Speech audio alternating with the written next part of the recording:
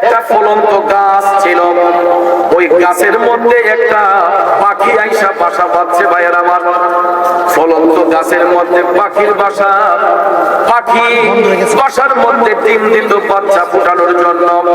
কিন্তু আফসোসের বিষয় হলো ওই পাখি তার বাচ্চা ফুটাইতে পারে না। বাড়িওয়ালা গাছের মধ্যে বাইয়া বাসা থেকে ডিমগুলা আইনা খেয়ে ফেলে। পাখির মনে কষ্ট। এখন পাখি চিন্তা করলো, আমি তো অভিযোগ করতে হলে বাদশার কাছে যাইতে হবে। সুলাইমান নবীরে আল্লাহ এমন মুজিজা দিয়েছিলেন, উনি পাখির ভাষা বুঝতেন। সুবহানাল্লাহ, উনি পাখির ভাষা বুঝতেন। গভীর মনোযোগ।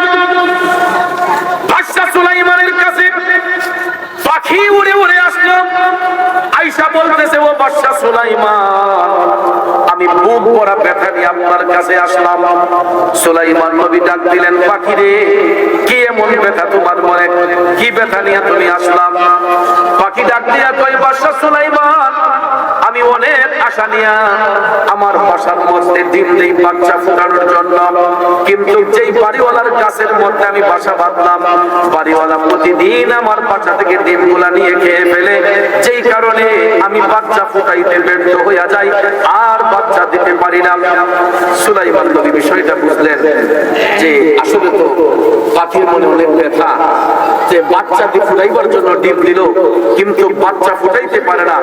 সুলাইমান নবী পাখিকে বললেন, পাখি তুমি টেনশন করো না, আমি বাড়িওয়ালার জায়গা এটা বইলা দেব, সে যাতে আর কোনোদিন তোমার বাসা থেকে ডিম নিয়ে না খায়।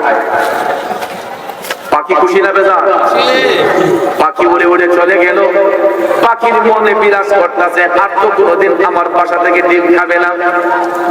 বাদশা সুলাইমান ওই বাড়িওয়ালাকে ডাক দিলেন। ডাক দেওয়ার সঙ্গে সঙ্গে বাড়িওয়ালা সুলাইমান নবীর সামনে আসলো। সুলাইমান নবী বললেন, বাড়িওয়ালা, তুমি তো কাজটা ভালো করো না। কই কি হুজুর? কই তোমার বাড়ির গাছের মধ্যে পাখি বাসা বাঁধছে, পাখি ডিম দেয় বাচ্চা ফোটানোর জন্য, কিন্তু তুমি লোভ সামালতে না পেরে প্রতিদিন তার বাসা থেকে ডিম গুলা এনে খেয়ে ফেলো। এই কাজটা কিন্তু ভালো না। আমি তোমাকে নিষেধ করতেছি, আজকের পরে আর কোনোদিন তুমি পাখির বাসা থেকে ডিম এনে খাবে না। কই ঠিক আছে হুজুর, আমি আজকের পরে আর কোনোদিন পাখির বাসা থেকে ডিম আনলাম না। এই কথা বলে সে বাদশা সুলাইমান নবীর কাছ থেকে বাড়িতে গেল। ওইদিকে পাখি বুক ভরা আসা যে আর তো ডিম খাবে না।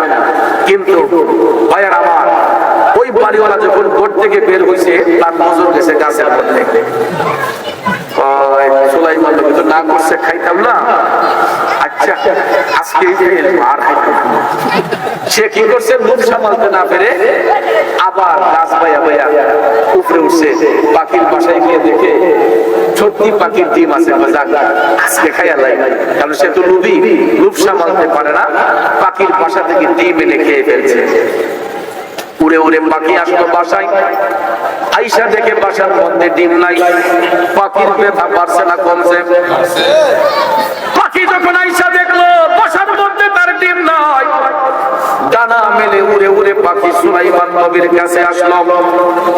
ও বাদশা সুলাইমান, আপনি কেমন বিচারক?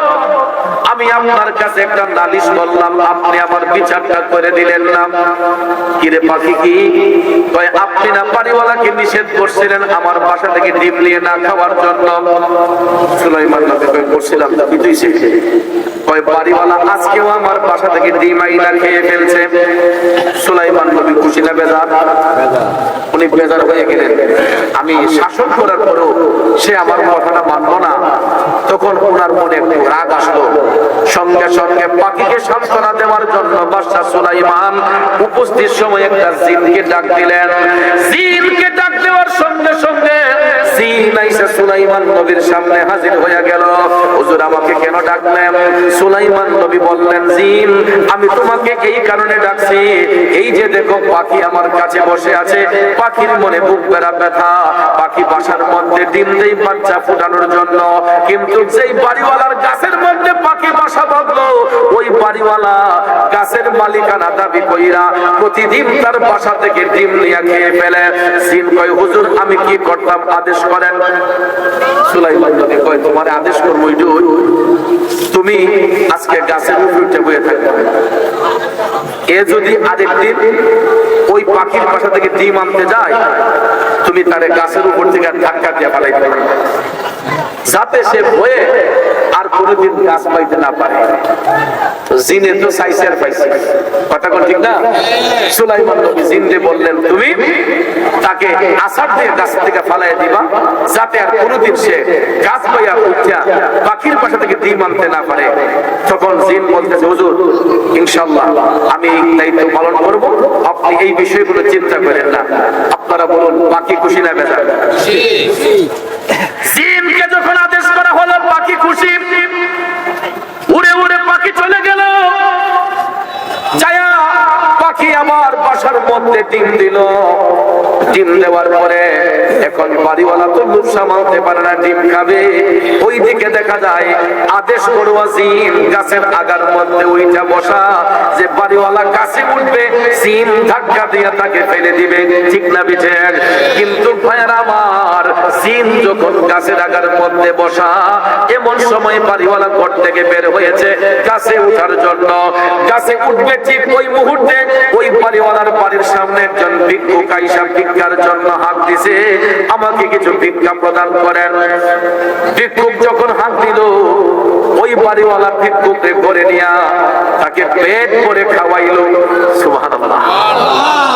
পেট করে খাওয়াইয়া ভিক্ষুকের হাতের মধ্যে কিছু অর্থ প্রদান করছে। কাজটা কি ভালো না খারাপ? ভিক্ষুকের পেটের ক্ষুধা নিবারণ করে দিল। সেই সাথে ভিক্ষুকের হাতে কিছু নজরানাও দিল। দেওয়ার পরে ভিক্ষুক হাসি মুখে যখন ওই বাড়িওয়ালার বাড়ি থেকে বের হয়েছে, এখন ওই বাড়িওয়ালা টপ টপ টপ টপ করে গাছ পাইয়া গাছের আগার মধ্যে উঠে গেছে, পাখির বাসার কাছে গেছে। যাইয়া দেখতেছে পাখির বাসার মধ্যে ডিম, সঙ্গে সঙ্গে আবার ডিমগুলা আইনা বাড়িওয়ালা খেয়ে ফেলছে। পাখি উইরা যখন বাসায় আসলো আইসা দেখে ডিম নাই। পাখির ব্যথা বাড়ছে না কমছে? আবার ডানা মেলে উড়ে পাখি বাদশা সুলাইমান নবীর কাছে আসলো। ও বাদশা সুলাইমান আপনি কি বিচার করলেন? আপনারা জিনকে আদেশ দিলেন ওই বাড়িওয়ালাকে ধাক্কা দিয়ে ফেলে দেওয়ার জন্য। সুলাইমান নবী কয় আমি দিছি। তখন কি হয়েছে? কয় বাদশা সুলাইমান আপনার কথা জিন রক্ষা করে নাই, ওই জিন আজকেও আটকাতে পারে নাই। বাড়িওয়ালা ঠিকই আমার বাসা থেকে ডিমগুলা নিয়ে খেয়ে ফেলছে। এই কথা শোনার পরে সুলাইমান নবী রাগান্বিত হইয়া এই জিনকে ডাক দিলেন, যেই জিনকে আদেশ করেছিলেন। আবার ডাক দিলেন জিন। ডাক দেওয়ার সঙ্গে সঙ্গে বাদশা সুলাইমান নবীর কাছে জিন আইসা হাজির হয়ে গেল। হুজুর কেন ডাকলেন? সুলাইমান নবী কয় তোমার এত বড় সাহস, তোমারে আদেশ করলাম কি আর তুমি কামটা করলা কি? কই কি হুজুর? তোমার না বলছিলাম তুমি গাছের উপরে উঠে বসবা, ওই বাড়িওয়ালা গাছে উঠলে তারে ধাক্কা দিয়ে ফেলে দিবা, তুমি এটা করো নাই কেন? কই হুজুর আমি কেমনে করতাম? আমি তো ঠিকই প্রিপারেশন নিয়েছিলাম তাকে ধাক্কা দেওয়ার জন্য, কিন্তু ওই বাড়িওয়ালা গাছে উঠবে এই মুহূর্তে তার দরজার সামনে একজন ভিক্ষুক আইসা ভিক্ষার জন্য হাত বাড়াইছে। তখন আমি দেখেছি ওই বাড়িওয়ালা ভিক্ষুককে করে নিয়ে পেট ভরাইয়া খাওয়াইছে এবং ভিক্ষুকের হাতে কিছু অর্থ প্রদান করছে। এটা দেওয়ার পরে ভিক্ষুক খুশি মনে তার বাড়ি থেকে যখন চলে গেছে, ওই বাড়িওয়ালা গাছে উঠবে আমি প্রিপারেশন নিয়েছিলাম তাকে ধাক্কা দেওয়ার জন্য। ওই দেও নাই কেন? জিন ডাক দিয়া কই হুজুর আমি ওই মুহূর্তে